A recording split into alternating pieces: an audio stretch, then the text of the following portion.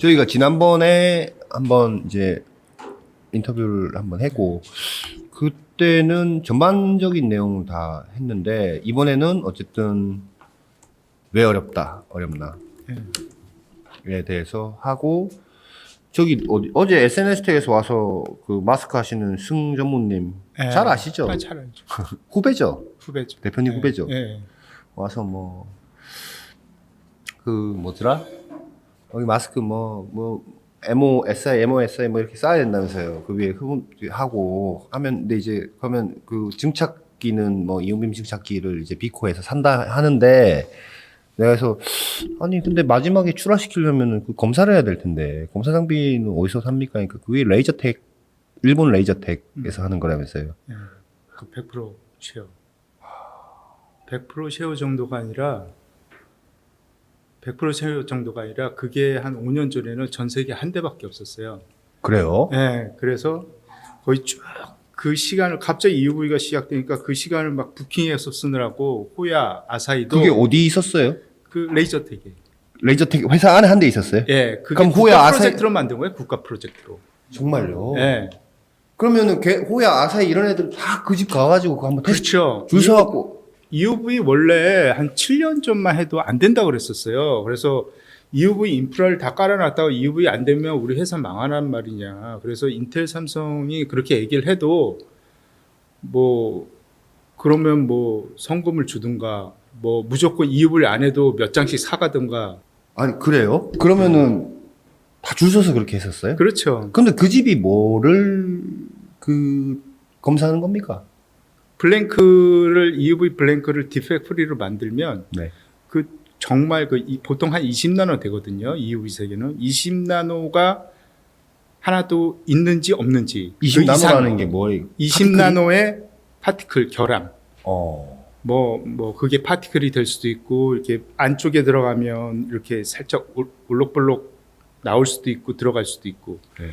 그 20나노 정도의 결함이 보통은 이제 수개. 예. 그거보다 큰 거는 완전히 없어야 되고 네. 내가 20나노 이하 정도까지 내가 허용해 줄게. 그건 프린트가 안 되니까. 네. 거기에 있는지 없는지를 EUV로만 봐야 보여요. EUV 마스크니까. EUV로 쏴서 EUV로 튀어나와야 그게 보이는 거지. 거기가 맨 첫 번째 관문이에요. 그 블랭크 마스크를 해서 EUV로 검사하는데 그게 한 대밖에 없었죠, 사실. EUV가 그래요? 갑작스럽게 시작한 면이 없지 않아 있기 때문에. 그거는 일본의 국가 프로젝트예요. 그렇죠. 하하. 그런데 그럼 거기가 그걸 왜 만들었냐? 네. 국가 프로젝트로 만든 거예요, 사실. 국가 일본에서? 프로젝트 반, 민간 반. 이렇게 해서 만들었는데 그거에 전신이 하면은 그게 최초 아주 원시적인 그것부터 시작하면 한 15년 된 거죠. 그래서 어느 날 갑자기 뚝딱 만든 게 아니고 네. 조그맣게 15년 전에 다른 용도로 만들었던 게 발전돼서 그 다음에 EUV 15년 정도 된 것 같다. 예. 2017년 기준으로 15년이니까 2000년대 초반에. 그러면은 그때 일본에서 국가 프로젝트로 그거 안 만들어놨으면 지금 EUV 그렇죠. 생산 아예 못 하는 겁니까? 그렇죠. 하더라도 엄청나게 비용을 들여서 했겠네요. 그렇죠. 그게 이제 APMI라고 EUV 검사기는 네. 이제 그걸 기반으로 해서 또 발전시킨 거고. 네. 그러니까 그거 자체가 일본에 예전에 컨소시엄이 많았어요. 미국의 세마텍이라든가 네. 저도 셀리티에 잠깐 있었는데 네. 그게 이제 민관 합동. 일본의 이제 산업성이 자금 반대고 네. 그다음에 전 세계의 민간 회사 한 회원사가 한 13개 정도 됐었는데 17번이나 돈 내서 그것뿐만 한 게 아니라 EUV에 대한 초기 블랭크 검사기도 만들고 언젠간 필요하다. 그래서 다른 거는 또 카파 배선 쪽도 하고 그래서 종합적으로 반도체 전체에서 비경쟁 요소. 그러니까 요거 갖고 경쟁할 거 아니지만 어느 회사나 필요한 거다. 그런 이제 비경쟁 요소에 해당하는 인프라 기술을 그렇게 해서 만들었죠. 그래서 일본이 이제 디바이스에서는 지금 졌지만 그렇죠. 그때 만들어놓은 소재, 장비 그게 지금 다 어떻게 보면 기반이 돼서 일본이 그렇게 소부장 강국이 된 거죠. 레이저텍이라는 회사는 최근에 엄청 뜬다고 하대요. 그렇죠. 일본의 레이저텍. 네. EUV 때문에. 그렇죠. 그러니까 레이저텍이 사실 이 이제 세계의 장비 회사 중에 이 메트롤로지 인스펙션의 넘버원은 KLA인데 네. 그건 뭐 한 20년 넘게 그렇게 해왔으니까 전 세계 장비 반도체 장비 회사로 한 5위권 안에 드는 업체인데 네. 그 회사가 실력이 없어서 못 만드는 게 아니고 네. 어떻게 보면 판단에 대한 어떤 실기 결정. 예, 그렇죠. 네. 그러니까 디시전. EV라는 게 어떻게 보면 빅 그 메이커들이 메이저들이 파운드리들이 서로 고객을 모셔오기 위해서 어떻게 보면 갑작스럽게 이렇게 다 멋춰대지 설이 걷는데 갑작스럽게 이게 스타트를 끊어버린 게 있어서 네. 여러 가지 EUV 관련 장비들이 필요함에도 불구하고 네.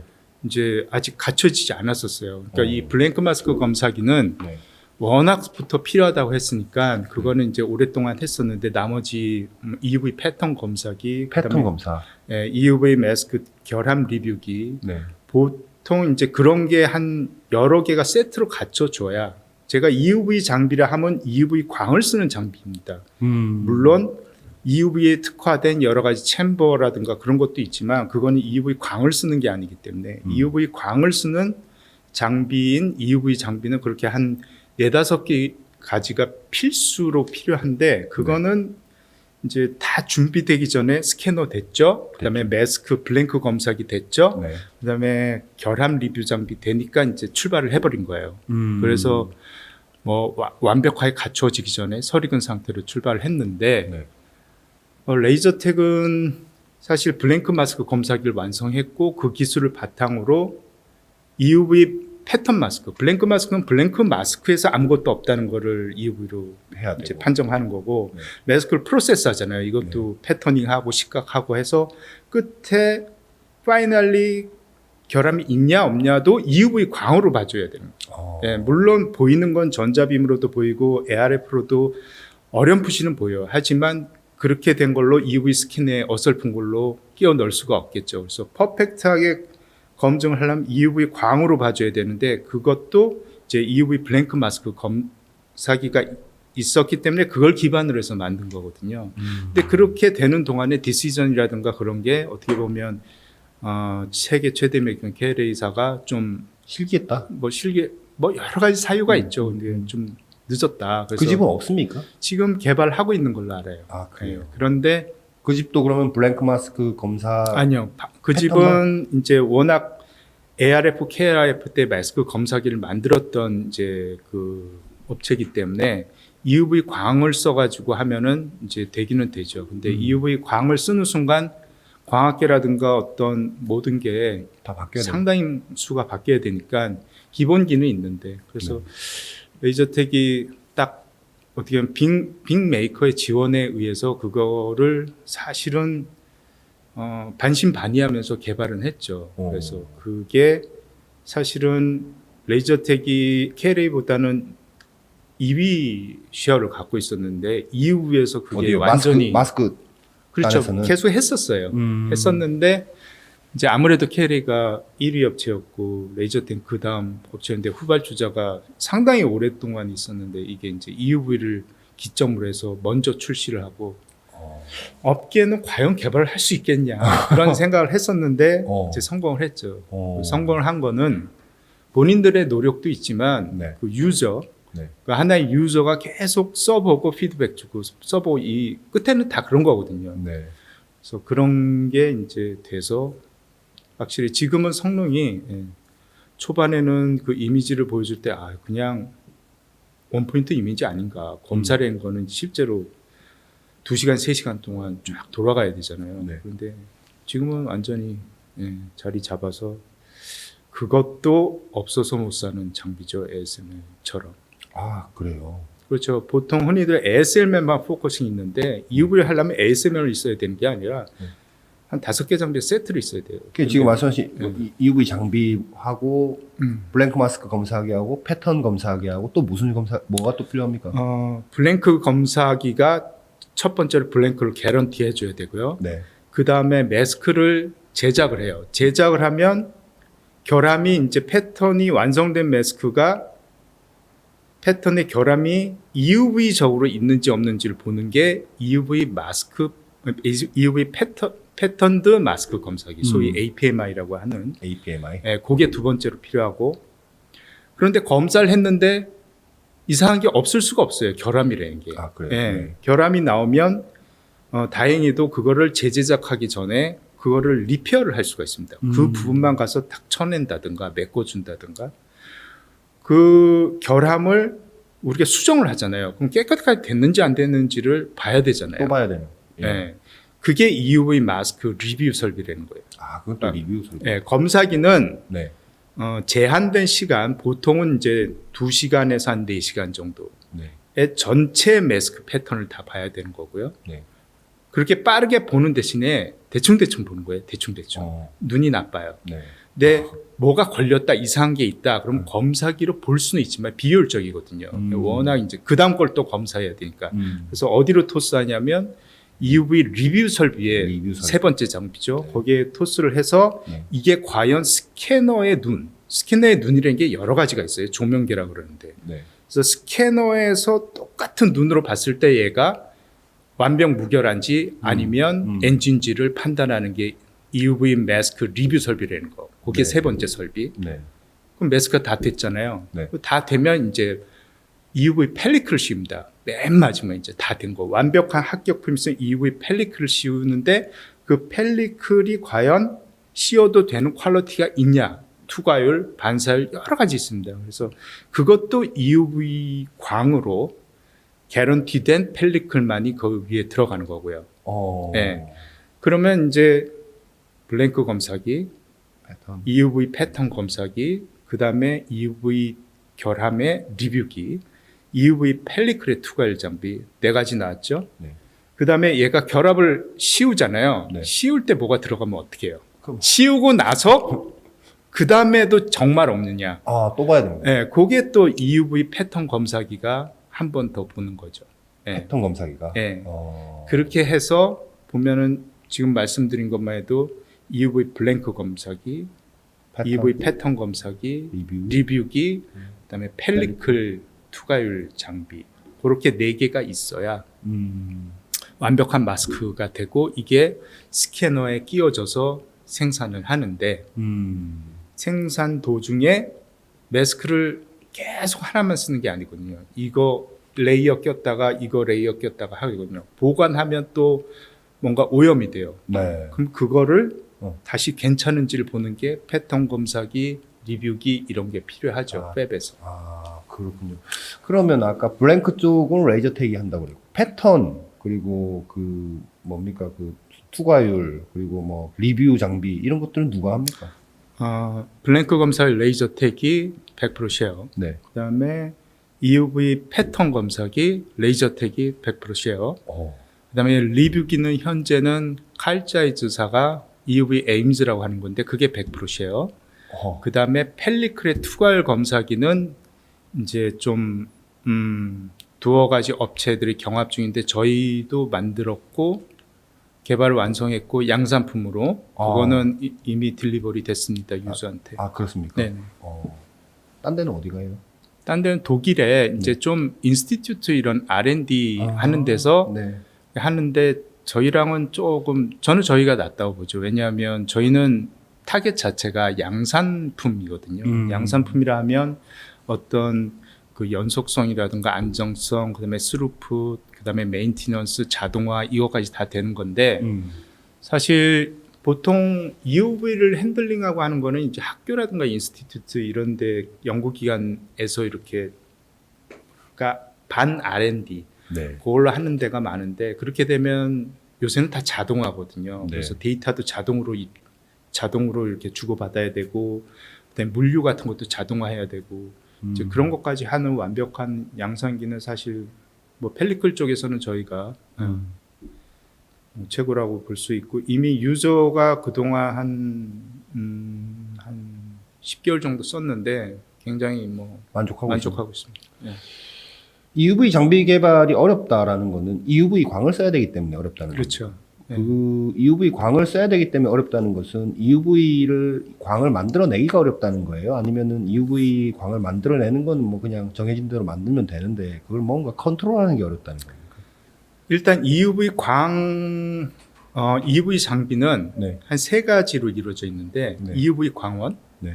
그 다음에 EUV 광원을 딜리버리하는 EUV 광학계, 광학계. 그리고 그 모든 것을 핸들링하고 스테이지라든가 그런 시스템, 그 세 개가 잘 돼야 되는데 네. EUV 광원부터 어려워요. 아 그래요? 예, EUV 광이라는 거는 보통은 자연계에 존재하지 않아서 인공적으로 만들어야 되는데 이게 플라즈마 상태에서 나오거든요. 플라즈마를 하면 보통 우리가 이제 흔히들 아는 형광등이 플라즈마 같은 거예요. 그래서 막 불완전한 이온화된 그런 제사의 가스 상태인데 거기서 EUV가 특정 이제 보통 틴 주석이라든가 네. 지논 이런 데다가 강력한 전기 에너지나 레이저를 에너지를 조사하면 거기서 플라즈마가 발생하고 거기서 여러 가지 빛이 나오는데 그 중에 하나가 EUV인데 아주 약하게 나와요. 아하. 그래서 다른 빛을 다 막고 그 네. EUV만 뽑아냅니다. 뽑아내는데 얘가 정말 안정적으로 또는 13.5 5나노. 네. 사실은 13.5 땡땡인데 아, 그래요? 예. 예, 보통 우리가 그 광이 안정적으로 나오느냐 아니면 13.5 땡이 아니라 다른 빛이 나오느냐 이게 안 되거든요. 아, 스캐너랑 같은 빛이 나와야 되는데 그 빛이 계속 안정적으로 나오거나 그런 게 되게 힘들고요. 그 빛을 내는 뭔가 광원을만 공급하는 회사가 있어요? 있습니다. 아, 전 세계에 한 서너 군데만 그 광원만 만들어요. 예를 들어 뭐 트럼프라든지 뭐 이런 데입니까? 에너제틱, 우시오, 기가포톤, 사이머드 그 사이먼, 중에 하나고요. 사이먼드. 사이먼은 이제 그 광원을 노광용으로 만들어서 ASML 이제 회사가 머지를 한 거고, 인수했죠. 예, 나머지 EUV 광원을 만드는 데는 전 세계 한 서너 군데 있습니다. 아. 예, 그래서 그럼 그 광원이 어렵죠. 예. 그 광원 그럼 그 나무 아까 뭐 마스크 블랭크 마스크 검사기 패턴 검사기 이런 것들 광원 사와서 끼우는 거예요? 그렇죠. 대부분의 업체요. 그러니까 전 세계 2개 업체만 네. 자신들이 광원을 만들어요. 누구입니까? ASML 예. 그리고 이솔. 아 그래요? 아 이솔은 직접 만드는 직접 거예요? 만드는. 광원을. 네, 저희 경쟁력 중에 하나가 직접 광원을 만드는데, 네. 그러면 이제 혹자는 광원을 커머셜라이즈 된 거 사와서 우리도 광원도 뭐 LED든 뭐 백열 전등이든 사와서 하면 되잖아요. 네. 사와서 해도 되긴 돼요. 되는데 이 광원을 그냥 커머셜라이즈 된 광원을 쓰면 우리가 전체적으로 시스템을 최적화해서 가장 효율적인 패스로 해서 매스크인데 매스크에서 어느 정도의 밝기와 어느 정도의 파워와 어느 정도의 안정성, 어느 정도의 크기 이걸 해서 역산해서 하면은 커머셜라이즈 광원은 사실 가능은 하나 가장 최적화되지 않아서 저희가 광원부터 해서 전체 시스템을 최적화하려고 하는 거죠. 그렇군요. 네, 그래서 보통 광원을 대부분은 사와서 어디 걸 쓴다는 것도 이제 비밀이죠. 그래서 예, 그리고 그 광원에 약간의 특주가 있겠죠. 하지만 일반적으로 광원을 만들어서 파는 회사가 한 서너 군데 있습니다. 그렇군요. 그 아까 광학계 쪽은 어떻습니까? 광학계도 우리가 잘 아는 SML 스캐너에 공급하는 칼자이즈가 뭐 세계 최고의 퀄리티의 광학계를 공급하고요. 네. 비록 그 정도는 아니지만 그 EUV 광학계를 만들 수 있는 기초가 있는 그 나라들이 독일, 뭐 네덜란드, 일본, 미국 이런 데가 있습니다. 한국은 아닙니까? 한국도 그러한 포텐셜은 있어요. 하지만 네. 우리나라 이 장비 기업의 어떤 생태계가 그거를 이제 뭐랄까 이 소비할 만한 그런 생태계가 안 되기 때문에 네. 사실은 포텐셜은 있어요. 그래서 보통 글로벌리 그런 광학계를 그것도 다 특주거든요. 그래서 할 수 있는 업체는 몇 개가 있는데 그 중에 뭐 최고는 칼자이즈죠. 칼자이즈는 뭐 한 170년 동안 인류 최고의 광학회사니까. 예. 그 미러도 뭔가 EUV 광원이 잘 이렇게 반사되는 재질이겠군요. 그렇죠. 그거가 뭘 씁니까? 네? 뭘 씁니까? 다 아시다시피 몰리브덴 실리콘을 갖다가 그것도 다 대충 3, 4나노 해서 그게 80층을 쌓아야 EUV는 공교롭게도 우리가 주변의 모든 물질에 흡수가 돼요. 이제 거기 들어가면 되게 얘기가 길어지지만 네. 모두 흡수가 되기 때문에 렌즈를 쓸 수가 없어요. 렌즈를 쓰는 마지막 그 파장이 네. 이제 193이었고요. 네. 이모전. 예, 193이었고 그 아래도 파장을 한 두 번, EUV는 13.5, 193 그 사이에도 있었을 거잖아요. 네. 그 사이에도 그 쿼르츠라는 그 머티리얼이 유일하게 이제 그걸 투과시킬 수 있었는데 157이라는 게 있었는데 그것도 거기서 투과가 되긴 되나 네. 불안전하게 됐죠. 그래서 차라리 확 넘어서 이제 많은 고심 끝에 EUV라는 파장을 셀렉션했고 그거는 어차피 투과가 안 되니 투과가 안 되면 그냥 반사로 튕기면 되거든요. 네. 그래도 공기 중에 진공이지만 진공. 거기는 가니까. 근데 그거를 보통은 우리가 보통 유리에 이렇게 보면은 자기 모습이 보이잖아요. 거울을 안 봐도. 네. 보통 그게 한 4% 반사되는 거거든요. 네, 네. 유리에 우리 모습이 보이는 게. 근데 거울은 그걸 더 이제 반사율을 높인 건데 EUV도 그냥 코팅 한 레이어 하면 네. 이 반사가 굉장히 떨어져요. 근데 보통 다 계산해서 EUV 파워가 나와야 되겠다. 어느 정도 스루풋이 나와야 되겠다. 다 역산해 보면 한 65% 최소한 이상 나와줘야 예, 미러 하나가 미러가 여러 개 들어가죠. 그렇게 네. 해야 이제 최초의 EUV 광이 딜리버리 돼서 감소되고 60%씩 감소돼도 웨이퍼에 도달할 때는 어느 정도 세기가 나와서 네. 레지스트를 녹화할 수 있겠다고 나오는데 그 미러를 이제 만드는 게 소위 그 모지 멀티레이어라고 해서 80층을 80층. 몰리실리를 완벽하게 80층을 쌓아서 해야 이게 드디어 이제 브래그 반사라고 하는데 그게 이제 한 60% 이상 적어도. 그거는 그럼 칼자이즈로부터 대부분 사와야 되는 겁니까? 칼자이즈가 만든 건 ASML 그 스캐너에 들어가는 주로 그런 광학계를 만드는 거고요. 네. 이제 그렇죠. 거기서 만드는 거고 보통 그 똑같은 원리가 이제 블랭크 마스크에 적용이 돼서 호야나 네. 아사히 네. 뭐 그런 회사들이 만드는 거죠. 우리나라의 뭐 SNS텍도 거기 도전을 하고 있고 네. 그렇습니다. 그렇군요. 그 마지막에 하나 더 얘기하신 게 뭐죠? 뭐 광원에 대한 거, 반사에 대한 그다음에 거. 시스템. 네, 시스템인데 보통 스펙 자체가 EUV가 지금 ASML 이제 하이 NA 말고 현재 ASML의 스캐너의 이론적 해상도가 보통 이제 18나노예요. 18나노 선과 18나노 선이 분리가 되면 싱글 되는 패턴이고. 예, 보통 한 16나노 정도 되죠. 이제 보통 보면 한 20나노, 7나노 반도체라고 하면 한 20나노 언저리에서 하거든요. 네. 끝까지 안 가요. 공정이 불안해서. 네. 근데 16나노, 네. 그게 해프 피치라고 그러는데 네. 피치라면 그 클리어 라인과 그 다음에 실제 네. 우리 다크 라인 그 회로가 되는 라인. 네. 그 다음에 한 칸 띄고 요게 이제 계속 반복돼서 하는 게 16나노인데 네. 우리가 보통 공차를 잡을 때 한 10%를 잡거든요. 네. 그럼 16나노에 10%면 1.6나노잖아요. 그럼 1.6나노가 왔다 갔다 하면 안 돼요. 물론 매스크는 4배 크지만 네. 기본적으로 이게 한 1, 2나노의 진동이라든가 시스템 뭐 포지션 애큐러시라든가 그런 게 다 모든 시스템이 그렇게 제어가 돼야 되거든요. 네. 네.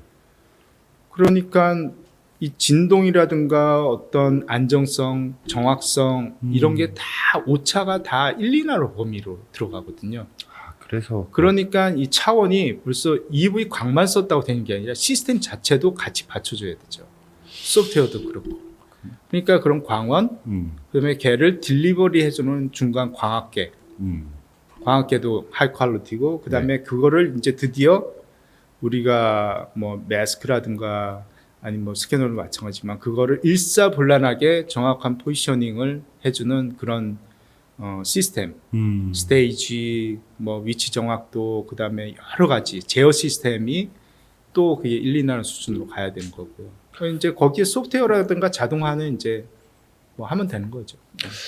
이솔은 아까 뭐 이제 그 펠리클 투과율 검사하는 장비는 이미 이제 양산 공급 라인에 들어가 있다고 말씀하셨는데 지금 앞에 뭐 블랭크 마스크 검사, 패턴 검사, 그 리뷰 장비 뭐 있는데 그 지금 개발 중이거나 하려고 계획하고 있는 장비는 어떤 종류의 장비입니까? 저희가 조금 전에 말씀드린 건 EUV 펠리클 투과율 설비고요. 저희가 이제 대표 프로덕트는 EUV 리뷰 설비입니다. 리뷰 설비. 네, 펠리클 장비보다는 훨씬 더 고난이도의 네.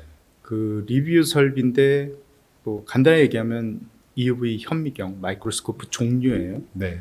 이제 그게 이제 대형 고객사에 이제 일단 셋업을 하고 있고요. 아, 그래요? 네. 네. 그래서 그게 이제 성공적으로 오퍼레이션 되면 최초의 레퍼런스가 되는 거고 저희가 타겟했던 네. 맨 처음 첫 번째 목표입니다. 그래서 아까 말씀드렸던 스캐너, 검사 장비, 리뷰 장비 이 세 개가 이제 블랭크 마스크는 이제 블랭크 업체에서 쓰는 거고 그렇죠. 거기에 마스크 실제 칩 메이커에서 쓰는 거는 이 세 개만 있으면 일단 EUV에 대한 뭐랄까 이게 제품이 가능한 거죠. 패턴 검사기에 대해서는 계획은 없으세요? 그거는 현재는 노코멘트고요. 아. 그거는 저희보다 훨씬 훨씬 그 챌린저한 거고 거기는 소프트웨어 기술도 어마어마하게 들어가죠.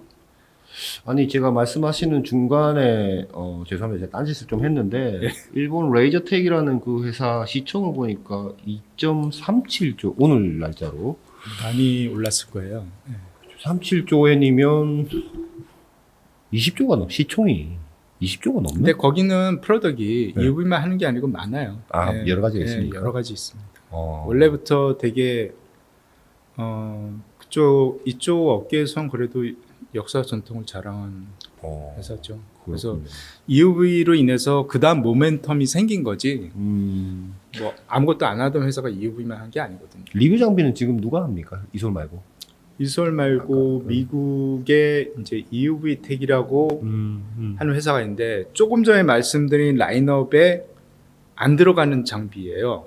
왜 말씀을 안 드리냐면 그건 생산용 장비가 아니라 네. 딱 기준만 정해주는 장비거든요. 네. EUV의 반사율이 65%가 나오느냐 13.5나노에서 네. 13.5나노에서 65%가 나오느냐 13.4나노에서 65%가 나오느냐 64.몇 프로가 나오느냐 그 기준을 그러니까 제일 중요한 건 그 파장의 중심 파장이거든요. 네. 그게 정확하게 나오는지 블랭크 마스크를 만들어도 그렇죠. 그 다음에 뭐 어떤 미러를 만들어도 그렇죠. 그 다음에 마스크를 제작한 다음에 제작하면 여러 가지 막 케미칼도 쓰고 그러거든요. 네. 그 다음에 얼마가 나오느냐 사이트별로는. 그 EUV의 반사율을 측정하는 장비가 있는데 그게 이제 EUVR이라고 그래요. 리프렉터미터. 네.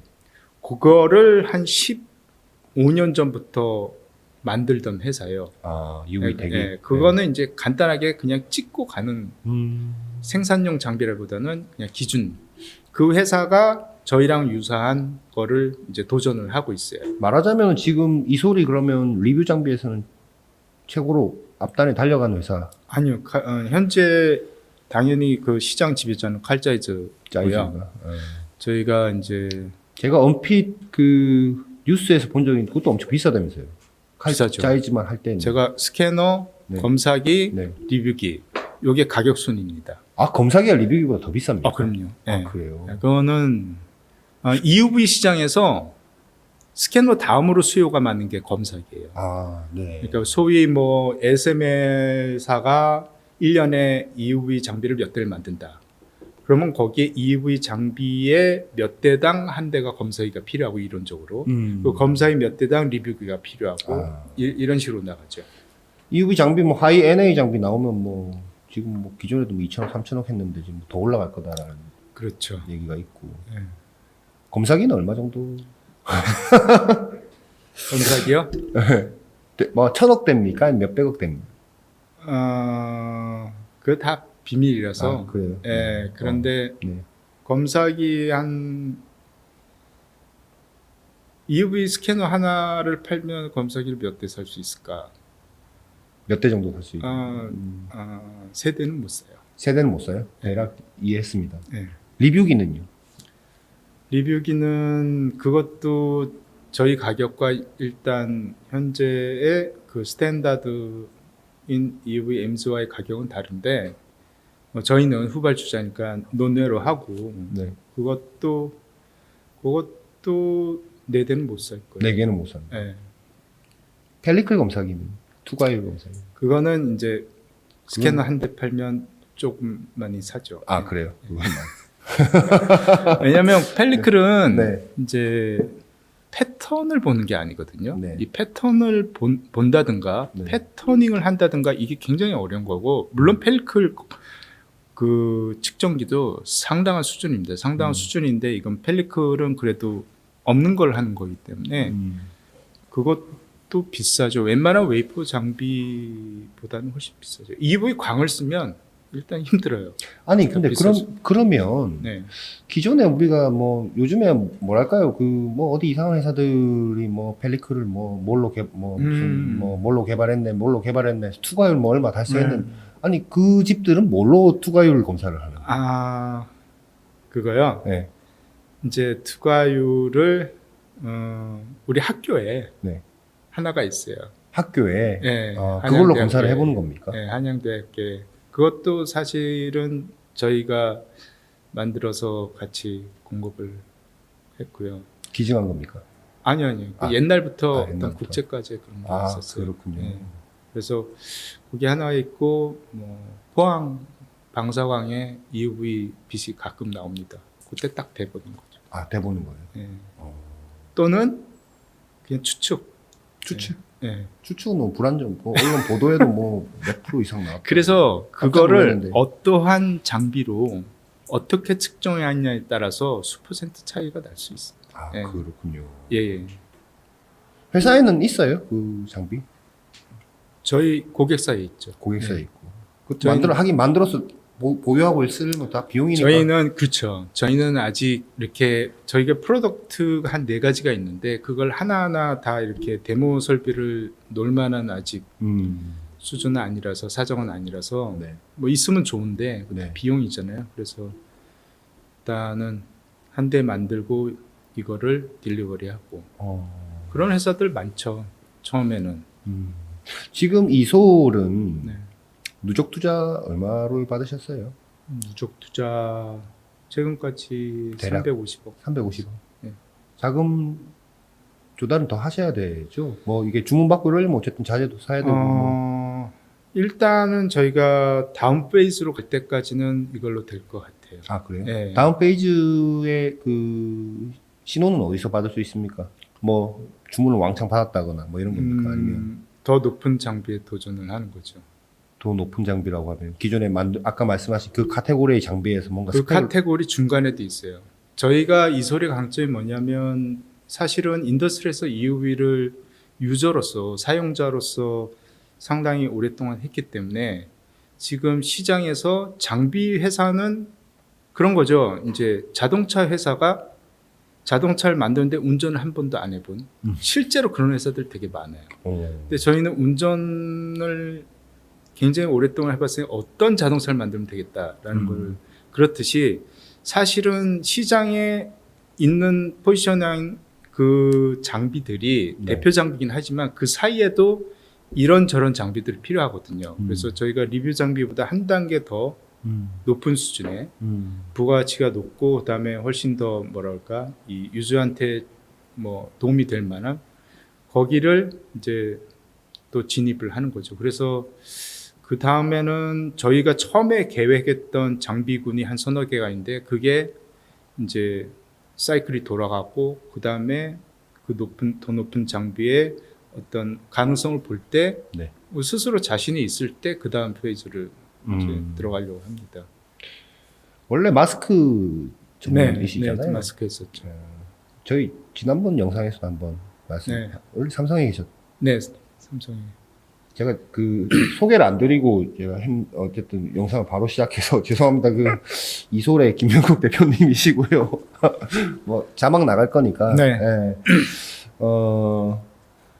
마스크 EUV 마스크 한 장에 대략 얼마 정도예요? 블랭크 마스크. 블랭크 마스크는 ARF가 가장 비싼 게 이제 보통 알려진 거로는 한 1,000만 원 정도 하는데 네. 이제 한 10배 되죠. 10배요. 네. EUV가. 네. 보통 시장이 그렇게 알려져 있습니다. 패턴이 된 마스크. 블랭크 마스크. 그러니까 블랭크 마스크 말고 뭔가 하긴. 그래서 패터닝을 다 해서 제품을 만들면 네. 요새는 많이 조금 양이 많아져서 싸졌을 텐데 그 EUV 초기에 네. 뭐 보통 많은 사람들이 계산한 한 5억? 5억 예, 한 장에. 한 장에. 그럼 지금 예를 들어서 5나노 뭐 이럴 때 레이어 몇 개 쓰는지 모르겠지만 뭐 지금은 좀 낮아졌을 거예요. 아, 그래요? 초기에. 근데 다 10배예요. ARF도 뭐 한 통상 크리티컬 레이어 하면 한 5천만 원. 그보다 더 비싼 것도 있고 싼 것도 있지만 대충 평균적으로 보통 그렇게 부르거든요. 네. 시장가가. 네. 그건 알려져 있는 거니까. 거기에 이제 다 EUV 10배. 10배. 그렇게 보면 EUV 스캐너가 ARF 스캐너에 비해서는 그렇게 비싼 게 우리가 그 1, 뭐 A, 1B, 뭐 D램 뭐 이렇게 얘기할 때 보면 EUV 이제 막 한 레이어, 뭐 두 개, 네 개 뭐 이렇게 레이어 이제 쓴다고 하는데 그러면 이제 마스크, EUV 마스크 4장만 있는 겁니까? 그렇죠. 네. 그 EUV 마스크 4개 레이어면 4장을 만들어 놓는 건데 네. 통상 4개 만들어 놔요? 아니면 한 몇 배수 정도 만들어 놔요? 이 버전이요. 네. 계속 생깁니다. 보통 뭐 어. 하나 딱 4개 만들어서 마스크를 뭐 그렇게 많이 만들까 하지만 네. 이게 계속 디자인도 리비전 되고요. 네. 성능 그것 때문에 리비전 되고 또는 동시에 4장 만들어서 생산을 그 스캐너 한 대로 반도체를 생산하지 않잖아요. 아, 그렇겠네요. 스캐너 쫙 깔아놓고 이렇게 돌리고 그렇기 때문에 많이 만들죠, 사실. 한 네. 10배수로 만들 수도 거기에다가 펠리클이 없으니까 현재 네. 펠리클이 없으니까 이게 그 대기조가 있어야 돼요. 그러니까 펠리클에 어떤 마스크를 막 펠리클이 없으니까 파티클이 언제 붙을지 몰라요. 그래서 파티클이 붙으면 붙은지 모르죠, 사실은. 그래서 찍다가 일단은 중간에 한번 멈춰요. 예, 그리고 마스크를 한번 검사를 해요. 이제 그런 시간이 필요할 거 아니에요. 그럼 네. 그 다음 조가 투입이 되죠. 그래서 똑같은 마스크를 대기로 이제 한 페어를 더 만들고는 하죠. 다는 아니지만. 네. 이제 그렇게 쓰고 하다 보면 상당히 많이 만듭니다. 마스크 한 장의 수명은 어느 정도? 한 몇만 장, 한 3만 장 정도? 원래는 수명이라는 게 사실은 그 칩을 다 찍을 때까지는 수명이 가야 됩니까? 없어요, 사실은. 쭉 가는 거예요? 그냥 메탈의 그 글라스의 메탈을 한 거기 때문에 수명이 있을 필요는 없는데, 근데 간혹 예를 들어 옛날에도 보면 뭐 헤이즈라든가 아니면 계속 마스크를 보관하고 이제 책장 같은 데 라이브러리에 넣고 또 갈아 끼고 그다음에 또 세정을 해야 돼요. 파티클 주기적으로 세정을 하면 필름이 얇아지잖아요. 네. 그래서 그런 거를 개런티하는 우리가 임의적인 수명이 있는 거지 사실은 뭐 한 1년, 2년까지도 계속 찍죠. 마스크도 세정을 해야 되면은 내부의 마스크 샵에서 세정을 합니까? 아니면 외주에서 합니까? 그 회사마다 다른데요. 네. 보통 당연히 제작 중에 파이널까지 세정을 해야 되고 또 이게 이제 팹으로 가잖아요. 그래서 마스크샵이랑 팹이랑 가까운 데 있는데 마스크샵으로 보내는 경우도 있고 이제 보통은 이렇게 떨어져 있으니까 자체적으로 세정이나 검사 정도는 이제 팹에서 자체적으로 조그맣게 디비전을 하나 만들어서 하는 경우도 있고. 우리가 회사에서 이렇게 문서 뭐 보관 기일 뭐 3년, 뭐 5년 이렇게 하는 마스크도 옛날 거 다 보관하고 있습니까? 그렇죠. 다 보관해요? 그거는 이제 디바이스마다 다른데 네. 유저가 예를 들어 주문을 했다가 1년 후에 똑같은 걸 주문하면 다시 새로 할 수가 없잖아요. 그래서 일정 기간 동안 보관을 하는 경우가 있고 이거는 완전히 안 된다 그러면 또 계속 쌓이잖아요. 그래서 마스크 팹에 가면 이렇게 마스크 보관하는 데가 쫙 있죠. 도서관처럼 이렇게 쫙 돼 있. 네. 안 쓰고 그냥 먼지만 못 키는 것도 꽤. 먼지 없습니다. 거기 먼지 거기 먼지 없어야 되겠네. 네. 그렇군요. 펠리클은 얼마예요? 펠리클은 자꾸 가격을 제가 여쭤봐서. 가격이요. 네. 펠리클은 일단 초기 가격으로, 그러니까 네. 지금은 얼마다 그러면 그게 다 비밀이기 때문에 초기에 이제 흔히들 알려져 있는 거는 지금까지 다 블랭크 10배, 마스크 10배, 네. 펠리클은 100배였어요. 100배요. 예. 그래서 초기, 그러니까 ARF의 펠리클 대비 100배였는데 그것도 뭐 한 장을 구매하면 100배, 50장 구매, 100장, 1000장 하면 이제 좀 할인을 해주겠죠. 대표님 입장에서는 그 투과열 검사기를 이제 만들어 놓으셨으니까 펠리클이 빨리 쓰여야 그게 그렇죠. 어딘가 좀 네, 팔리겠네요. 그렇죠. 그 누구한테 파는 거예요? 그 투과율 검사기 누가 하는 거예요? 투과율 검사는 일단 펠리클 메이커도 필요하고요. 네. 그 다음에 펠리클을 붙여서 출하해야 되는 매스크샵도 필요하고요. 그다음에 또 제일 필요한 것 중에 하나가 그 펠리클이야말로 수명이 있거든요. 그래서 팹에서 계속 쓸 때 펠리클을 계속 갈아줘야 되니까. 펠리클을 한번 원래는 이제 ARF는 한번 뜯으면 못 썼는데 EUV 때는 너무 이게 비싸요. 소중하다 보니까 이게 띄었다 붙였다 할 수 있게는 구조상으로 해놨어요. 그러니까 팹에서 쓰다가 일단 새로 꺼냈어요. 그러면 이게 깨끗한지 아닌지 세탁을 한번 해야 되잖아요. 그렇죠. 씻고 펠리클 하려면 그렇게 하려면 팹에서도 필요하고 그 그래서 세탁은 누가 합니까? 그거는 이제 마스크샵에서도 하고 그 팹에서도 세탁하는 서비스가 생길 수도 있겠네요. 어떤 업체에서 잘할 수 있다. 아니요. 그건 어렵습니다. 예, 왜냐하면 그 마스크 자체가 다 패턴의 그 보호를 IP가 다 있기 때문에 밖으로 꺼낼 수 보안이 있기 때문에 저희가 12월 8일 날 목요일에 포스코 타워 3층에서 2022년 EUV 생태계 글로벌 컨퍼런스를 엽니다. 오늘 김영국 대표님 나오셔가지고 이제 개괄적으로 말씀해 주셨는데 조금 더 깊은 얘기 원하시면 들어와서 한번 신청하셔서 그날 와서 들으시면 좋을 것 같습니다. 대표님 오늘 앉자마자 제가 질문 드렸어요. 오늘 말씀 주셔서 고맙습니다. 네, 고맙습니다. 감사합니다. 네, 감사합니다.